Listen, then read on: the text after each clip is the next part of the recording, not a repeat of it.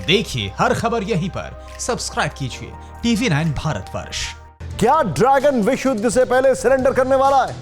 यह सवाल इसलिए क्योंकि बीजिंग से जो आज दो बड़ी खबरें आई हैं वो चीन की शक्ति को खोखला होता बता रही हैं। दरअसल चीन एक तरफ परमाणु बम बनाने की रेस में हमेशा आगे रहना चाहता है, दूसरी तरफ उसकी एटम बम की फैक्ट्री अग्निकांड में स्वाहा हो गई, जिसके चलते सुपर पावर का सपना देख रहे जिनपिंग भारी सदमे में डूब गए हैं।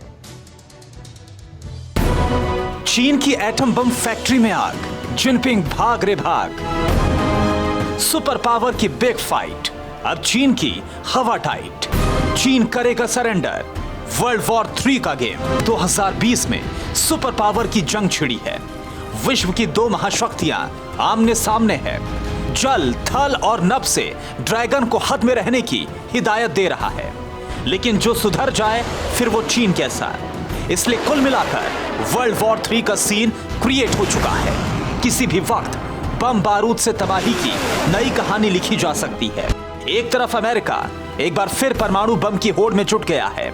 साउथ कैरोलिना और न्यू मैक्सिको की फैक्ट्री में 70,000 करोड़ की लागत से न्यूक्लियर बम बनाए जा रहे हैं। तो दूसरी तरफ चीन के सुपर पावर बनने के अरमान में रविवार को तब आग लग गई जब उसकी परमाणु बम की फैक्ट्री धू धू कर जल उठी। देखिए पहाड़ों और जंगलों के बीच की इमारत से धधकती आग और धुएं का गुबार। ड्रैगन को हुए नुकसान का अंदाजा इसी से लगा सकते हैं कि शुरुआत में आग बुझाने के लिए दमकल की 100 गाड़ियां पहुंची। जैसे जैसे आग विकराल रूप धारण करती गई, फुजियान प्रांत से लेकर बीजिंग तक बवाल मच गया।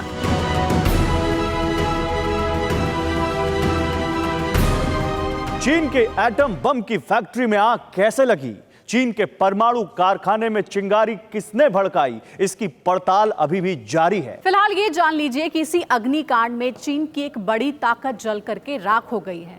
बताया भी जाता है कि डिप्टी सुपर पावर से सुपर पावर बनने की इच्छा रखने वाले जिनपिंग ने इसी फैक्ट्री में अपने कई एटम बमों का प्रोडक्शन करवाया।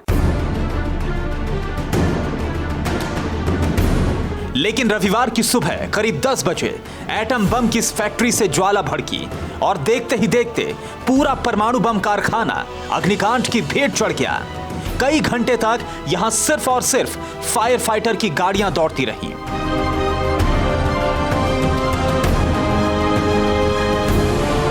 आपको बता दें कि यह तस्वीर दक्षिण पूर्व चीन के फुजियान प्रांत में लोंगयान शहर की है और जो फैक्ट्री जलकर खाक हुई है उसका नाम है न्यू एनर्जी कंपनी। चीन इस कंपनी के जरिए दुनिया की आंखों में धूल झोंकता है।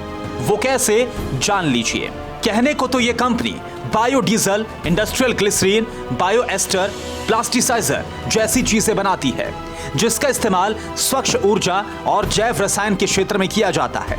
लेकिन सच ये है कि फुजियान प्रांत की इस फैक्ट्री में चीन एटम बम का उत्पादन करता है और 12 जुलाई की सुबह ये फैक्ट्री फायर यानी कि आग की भेंट चढ़ गई।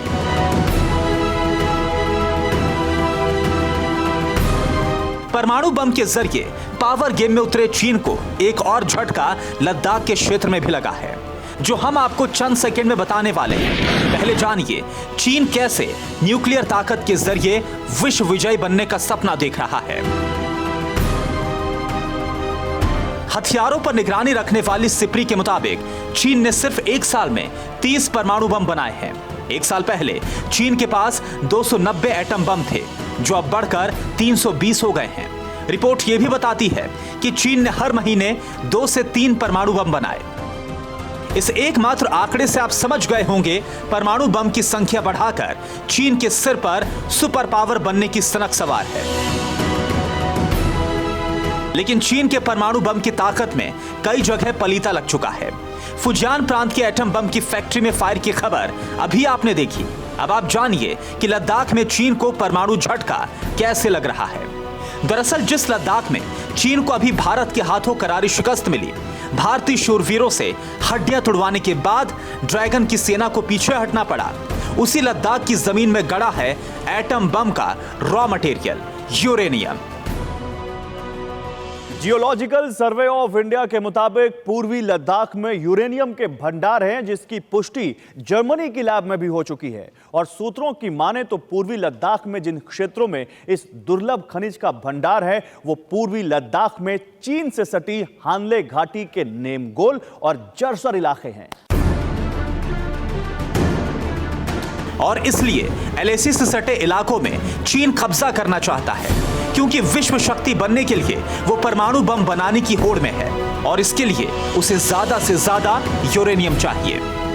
लेकिन भारत के साथ खूनी झड़प के बाद चीन के इस मंसूबे पर भी पानी फिर गया है। यानी एक तरफ चीन को एटम बम बनाने के लिए पर्याप्त कच्चा माल नहीं मिल रहा है और दूसरी तरफ उसकी परमाणु बम की फैक्ट्री भी जलकर खाक हो चुकी है। मतलब चीन की एटमी ताकत को जबरदस्त नुकसान हुआ है। Bureau report, TV9 Bharatvarsh. अड़ी सोमवार से शुक्रवार शाम 6 बजे सिर्फ TV9 भारतवर्ष पर।